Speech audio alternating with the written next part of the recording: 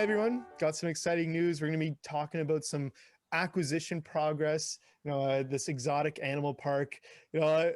Jay, Gene, you're going to have to give me some more info. When I read it, I get very big Tiger King, Joe Exotic, type feeling. So, walk me through, why you guys picked this one. Well, it fits our acquisition strategy, first of all, which is we're targeting high yield existing RV parks. In this case, all located in Texas, because we can expand them, and they're throwing off, say, 8.5 to 12.5% ROI as is, and can be expanded, and the profits can be improved. So the Hidden Lake Safari and RV Park, which is near the Dallas-Fort Worth Metro, is our priority right now. In fact, we've got it under a binding letter of intent. Binding. Our M&A guy. What does that mean for people that might not know? Just curious, if you want to give them some info. It's binding means that it's they can hold us to the terms, as opposed to non-binding, where it's just more or less an agreement in principle. So we've got it under a binding letter of intent, which is pretty unusual. Our merger and acquisition guy, Nick Herman out of Houston, is going to visit the park tomorrow with another, this will be his second on-site visit, with another principal and investor who's looking at oil and gas properties nearby.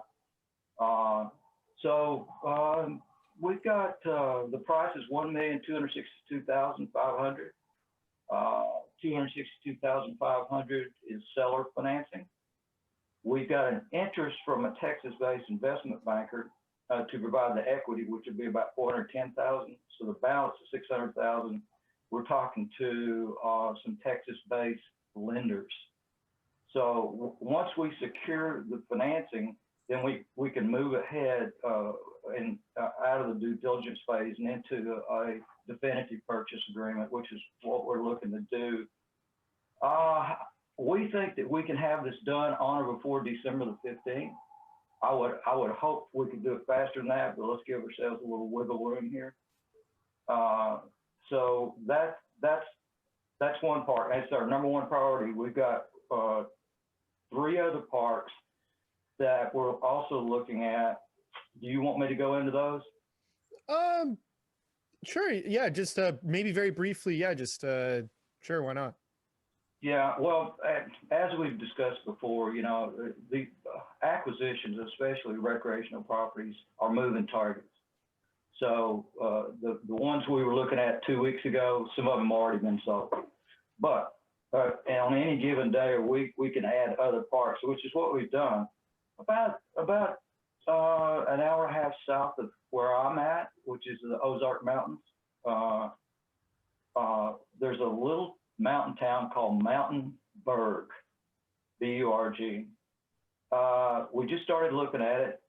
It's an abandoned, it sits on an old highway. In the last 20 years, an interstate has gone in, so they had to close it down. It was a pilot truck stop. We just started looking at it. It's about 7 acres, and it's right on the Arkansas River. And that's a very popular river for fishing, boating, floating, you name it. So we can get it and develop it for about between $700,000 and $800,000. Nick likes it a lot. I'm kind of on the fence about it. I want to know more about it. Like I said, it's only an hour and a half from here, so I can scoot down there anytime. What we do is turn it into a recreational park. And since it's on the river, it would lend itself to that. We can add RV sites. We can add tiny homes. Our strategy is to go after properties that lend themselves to remote living for obvious reasons. Now, Nick has an investor partner that he's worked with for years and years, whose name is Arnold White. Arnold is an oil and gas guy, very successful oil and gas guy. So they're looking in Lufkin, Texas, to possibly install a senior living facility there. Now, I don't know if Holdings will have a involvement in that. We'll see. Then the last one, the fourth one, is Hope Springs RV Park. That's in Hughes Springs, Texas. Do you guys know where Texarkana, Texas is? It's okay. It's between Southwest Arkansas and Dallas. Okay. Okay, look at it that way. That one we can pick up for, we're talking about $415,000. We got 290 of that is seller financed. We can give them $5,000 earnest money and get a 10-day standstill, and then go into a 30-day due diligence. I like that one because it's throwing off about 10% as is, and we can improve on that. So Jay is working with Rosen Capital to confirm their verbal commitment to provide us with $500,000 in loans for acquisition purposes. Yeah, that's just for this quarter, by the way.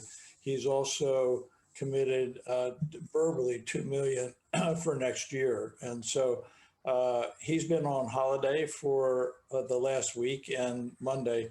And so I'll reach out to him this week just to confirm that. That'll allow us to move ahead with the smaller units. Yeah. So basically, guys, we're in the due diligence phase on all these facilities. Once we get the financing secured, we can move on to definitive purchase contract phase. We're talking to several financing sources now, including equity investors, institutions, banks, commercial lenders. Gene, talk to me more about this exotic animal park, just because it's, obviously in the news releases. When just curious, I got to ask, when you say exotic animals, what animals are we talking about? I don't know. Animals that you would find probably in any animal reservoir. I can't name them, but they're exotic because they're rare. And I can't name you a single one because I'm just not an animal guy. Now, the package that we have has pictures of them, and I can get a list. In fact, it's probably right here. Let me look and see. Well, while he's doing that, I've talked to Nick, and they have what you would assume to be tigers and other exotic animals from Africa. They also have a petting zoo for kids. And another attribute, while Gene's looking for that, is one of the reasons I like it is it has lots of undeveloped acreage for RV pads.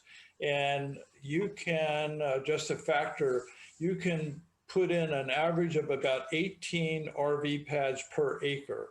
And so for each 10 acres that we have left over, and there are multiples of those, we can put in 180, which will really help the ROI on is already existing, as Gene said, throwing off a reasonable EBITDA. And I like it because we can really grow it and market it and really increase the return. Yeah. Okay, guys. This means nothing to me, but might to you guys. Black buck antelope, fallow deer, silka deer, red deer, white-tailed deer, sheep, a donkey, and listen to this, fainting goats. The ones that faint when you scare them or whatever. Nick told me something about these. They appear. Their legs freeze, right? They fall over. Yeah. Hence the name, fainting. So that's the list of animals. Sounds more like a petting zoo than my tiger. Yeah. My tiger impression. Yeah. Well, it's not for me, but apparently a lot of people like this sort of thing. The lake itself is a well sought after fishing and recreational lake, and that I think the animals are just an added draw that you can market, but the lake itself is a major attraction. Yeah. Yes, it's 77 acres with the lake. So we've got plenty of room to expand, as Jay mentioned earlier. Yeah, so that, tell Colin, I'll buy him a plane ticket if he wants to go check it out. No, well, hey, that's pretty cool. So not bad. I guess a lot of good potential upside. You know, the next step, like you said, is getting the financing all figured out. But before that, looks like Gene, you might become the next Joe Exotic. No, I'm sorry. No, I play to my strengths, and that's not one of them. But it'll be entertaining. Nick's the same way. He doesn't know. We don't know one deer from another. So, yeah. Oh, well, hey, that's awesome. I mean, anything else either of you guys wanted to say about the exotic animal park? You know, anything left out? Anything interesting? Area, like, I don't know if there's any. Do we know how many people visit this area? Do you know any of that stuff? Just curious. I might add more to people listening. We'll know more about that the next time we talk, if you like. Okay. But no, on the 77 acres, we've got 34 full hookup RV sites. We got one rental cabin and a clubhouse and a what we call a comfort station where you do your laundry and that sort of thing. So it's good to go as is and can be expanded and improved on. No. So we're just one step away. We do have let's call it a proposal from a Texas-based investment banker to provide the equity side of it, which I mentioned earlier was about $400,000. And we've got a Texas-based commercial lender who's showing an interest in providing the $600,000 to match up with the $262,000 seller financing. So if we can get those secured, then we can move on to a purchase contract on that one. Yeah. So we're rolling. Well, awesome. Jay, anything you wanted to add? Anything else you guys want to talk about? You know, I think this was a good little intro, added a little bit more, you know, kind of peek behind a curtain of the press releases you guys have put out. But Jay, anything you want to add? Just two things. I think the binding contract to our favor means assuming we come up with the financing, that the terms are outlined in the binding contract, it's ours. And so I like that's in our favor. And then second, just a little tidbit, Gene has an association with a tiny home manufacturer. And I like the idea of not only putting the RV pads in the additional RV pads, and it's pretty skinny now. That's the reason I'm excited about the increased ROI. But I think a nice combination of RVs, pads, as well as tiny homes would give us another good selling asset that will be able to generate more revenue. That's a good point, Jay. Let me follow up on that. Guys, this park is about an hour and a half from the Dallas-Fort Worth Metro. So that would be a perfect market. Right now, this particular facility is under marketing. In fact, they're not marketing at all. So that's something we're pretty good at, particularly RV parks. So that's another upside for us if we can get it on our books. Oh. And don't forget, there's one donkey down there, so we'll highlight that guy. Okay. Well, the feigning deer or whatever, the feigning goats, whatever they were. Yeah. No. Should be. Well, hey, awesome. No, cool. I think again, that's a good little video. You know, right on top, you went over the highlights, pretty big. You know, kind of a nice lake as well, suitable for fishing. You know, we have here outlined fishing, kayaking, canoeing, and everything else as well. So that's fantastic. Last chance before we close things off. Anything you guys want to say? Well, I just want to emphasize that all the facilities we're looking at, the four that I mentioned earlier, but particularly the safari park, lend themselves to remote living. And I'm telling you guys, any park that you call any RV park you call right now, I guarantee they're full. And we understand, we've got a lot of experience with this industry all over the United States.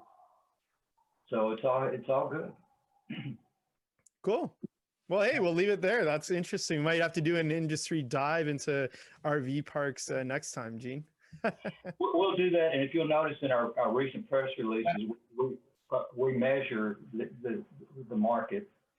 So as soon as we get one of these parks under a contract, we'll do a press release that has value. You know, we're not just got an LOI. Probably not going to excite many people. This one could because it's binding, as Jay pointed out. That means they can't market it. You know, they have to save it for us unless and until we can perform. So we're in very good shape on the safari park.